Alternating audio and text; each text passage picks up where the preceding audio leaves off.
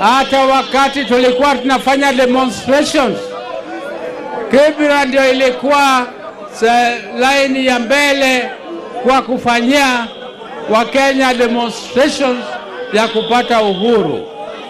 Kwa hivyo watu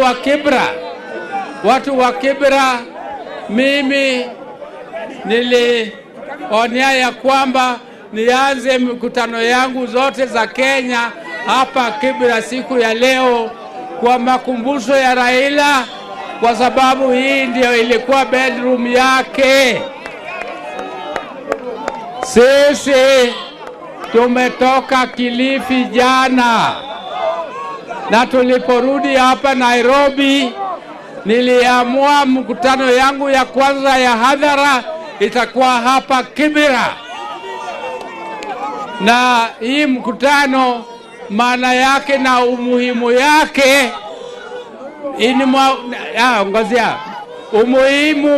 umuhimu ya hii mkutano ni ya kwamba sisi tumeamua tukiendelea mbele vile Baba Raila Amolo Odinga alituacha kwa broad based government. Tumekuja hapa kutangaza ya kwamba tutakuwa hapo mpaka 2027, lakini mbele ya 2027 tutajadiliana na vyama vingine, kwa sababu hatuwezi kungojea mpaka siku ya uchaguzi. Ni lazima sisi kama chama cha ODM tujitayarishe, na tunaweza kujitayarisha tukiwa tumekuwa na umoja, na sisi lazima tuendelee pamoja, na hatuna nia ya kufukuza mtu yoyote kwa chama. Mtu akitaka kutoka kwa chama aondoke mwenyewe, anaondoke peke yake. Lakini sisi kama ODM, sisi tunataka tuimarishe chama yetu, na tutaanza mazungumzo na vyama vingine, lakini tukiwa pamoja ndio tutakuwa na nguvu, na negotiate na hawa from a point of strength, not from a point of weakness. Sisi ndio chama kubwa. Sisi ndio chama kubwa Kenya mzima kushinda vyama vingine vyote. Hatuwezi kwenda kwa mesa kuongea na wengine tukiwa wanyonge. Tukiongea sisi tutaongea kama chama shujaa, chama kubwa, chama ya Raila, na tutaweka kila kitu kwa meza. Hii serikali tulikuwa naye Raila alituweka, walikuwa wanyonge, walikuwa karibu kuanguka.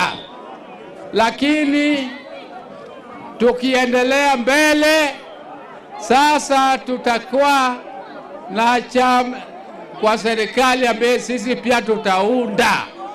Kwa serikali ambaye sisi pia tutakuwa na sauti zaidi, na serikali ambaye sisi tutakuwa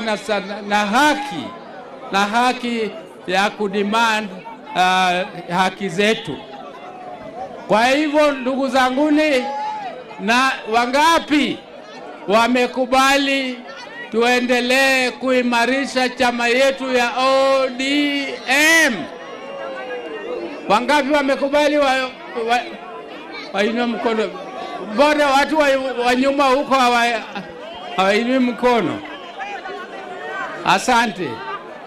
Mimi leo nina furaha tele kwa sababu inaonekana watu wa Kibra wana hamu ya mkutano.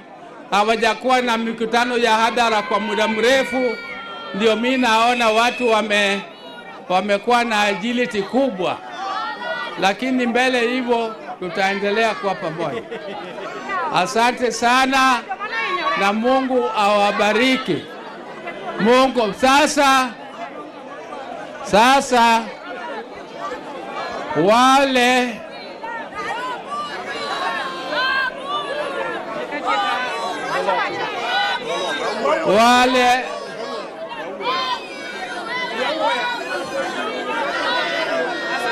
tutawaongezea, mimi nitawapatia shilingi milioni 3 wale ambayo manyumba zao, milioni 3 wale ambayo manyumba zao zilibomolewa leo asubuhi. Nitawapatia 3 million on top ya ile ambayo ilikuwa imetolewa. Asanteni sana.